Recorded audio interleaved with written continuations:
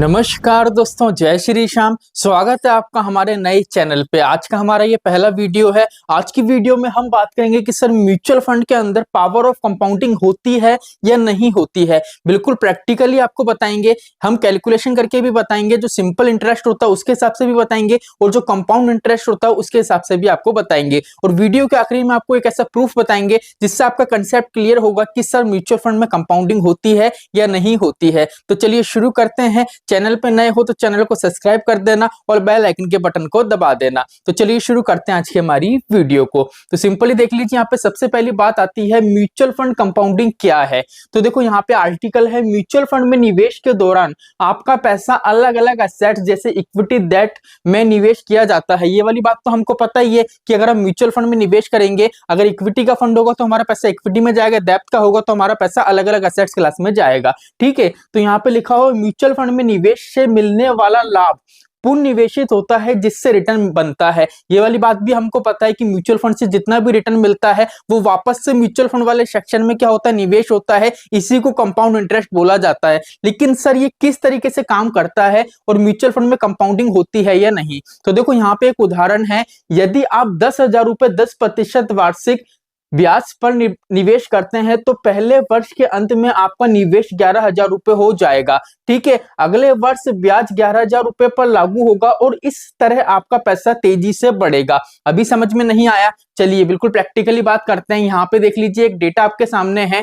यहाँ पे देख लीजिए 10,000 रुपए की हमने एसआईपी करी है। यहाँ पे अगर 10% हमको ब्याज मिलता है वार्षिक दर पे, तो 1,000 रुपए का ब्याज मिला। टोटल वैल्यू कितनी हो गई आपकी? 11,000 रुपए की। अब आपको जो नेक्स्ट ब्याज मिलेगा वो 10,000 की वैल्यू पे नहीं मिलेगा। ये 10,000 तो प्रिंसिपल वैल्यू है जो आपने जमा कराए थे। ठीक है, लमसम है ये। ठीक है, अब क्या होगा, जो 11,000 रुपए टोटल वैल्यू है ना, 11,000 पे आपको 10% मिलेगा। तो 10% जब 11,000 पे मिला तो वैल्यू कितनी हो गई? 12,000। देख लीजिए 12,100 रुपए की। ठीक है, अब जो आपको टोटल जो भी आपका रिटर्न कैलकुलेट होगा वो 11,000 पे नहीं होगा, 10,000 पे नहीं होगा, वो कैलकुलेट होगा आपका 12,100 रुपए पे। 12,100 रुपए का देख लीजिए 10% आपको ब्याज मिला, कितना मिला? 1,210 रुपए। फिर देख लीजिए दोनों वैल्यू जुड़ी तो यहाँ पे टोटल आपकी वैल्यू आ गई। तो इस तरीके से क्या होता है, अगर आप देखोगे यहाँ पे तो 10वें साल के आखिरी में देखोगे जो आपने 10,000 रुपए का निवेश करा है, टोटल यहाँ पे देख लीजिए यहाँ पे 23,000 रुपए तक की वैल्यू आपकी क्रिएट हो गई है। तो यही है mutual fund power of compounding और इस तरीके से कंपाउंडिंग रेगुलर बेस पे कैलकुलेट होती है।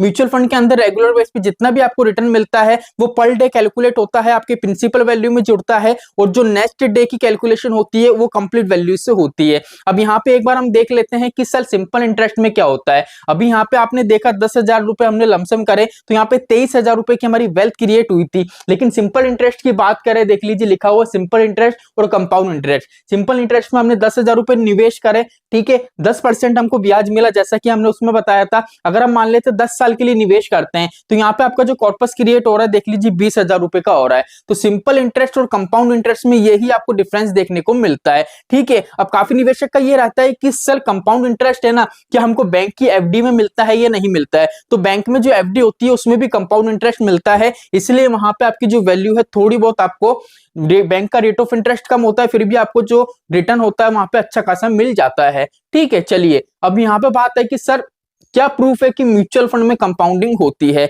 अब यहाँ पे एक चीज बताओ, म्यूचुअल फंड में अगर बात करें तो करोड़ों निवेशक हैं जो म्यूचुअल फंड में अभी पैसा निवेश कर रखा है। ठीक है, और ऐसे लाखों निवेशक है जो रोज म्यूचुअल फंड में निवेश करते हैं और लाखों ऐसे निवेशक है जो म्यूचुअल फंड से पैसा भी निकालते हैं। अब यहाँ पे चलिए हम एक बार को ये देख लेते हैं कि म्यूचुअल फंड से जो भी पैसा निकल रहा है, जो भी पैसा इन्वेस्ट हो रहा है उसको एक बार के लिए हम छोड़ देते हैं। अब यहाँ पे हम ये देखते हैं कि म्यूचुअल फंड के अंदर अभी तक जितना भी पैसा, मतलब म्यूचुअल फंड हाउस जब से लॉन्च हुआ है, जब से लेकर अगर अभी तक की बात करें तो वहां पे आपने देखा होगा काफी निवेशक है, मतलब करोड़ों की संख्या में निवेशक हैं जिनने अपना पैसा म्यूचुअल फंड में निवेश कर रखा है।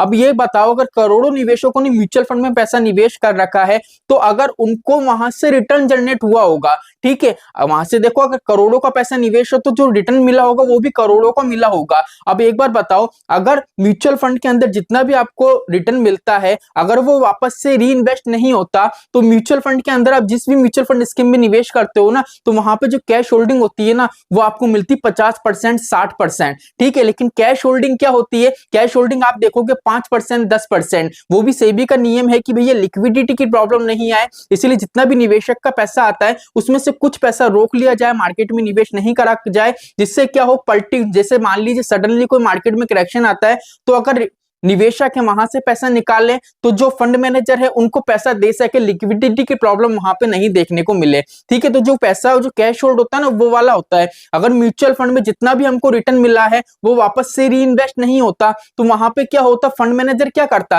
क्योंकि हम तो विड्रॉ कर नहीं रहे तो हमारा पैसा म्यूचुअल फंड वाले सेक्शन में पड़ा रहता है, जितना भी हमारा रिटर्न है और वो कैश के रूप में होल्ड होना चाहिए, बिकॉज कैश के रूप में तो होल्ड है ही नहीं। तो इसका सीधा सा मतलब यही है कि भैया म्यूचुअल फंड में जितना भी हमने पैसा जमा कराया है और उस पर जितना भी हमको रिटर्न मिला है ना वो वापस से री इन्वेस्ट हो रहा है। इसलिए म्यूचुअल फंड में आप जब कैलकुलेशन करते हो तो फ्यूचर में अच्छा खासा कॉर्पस आपको देखने को मिलता है। बस अगर कंपाउंडिंग का आपको बेनिफिट उठाना है तो यही है, जितना लॉन्ग टर्म के लिए निवेश करोगे उतना ही कंपाउंडिंग का बेनिफिट आपको देखने को मिलेगा। तो आई होप आज का वीडियो आपको अच्छा लगा हो। वीडियो अच्छा लगा हो तो वीडियो को लाइक करना, चैनल को सब्सक्राइब करना। जय श्री श्याम दोस्तों, जय श्री राधे।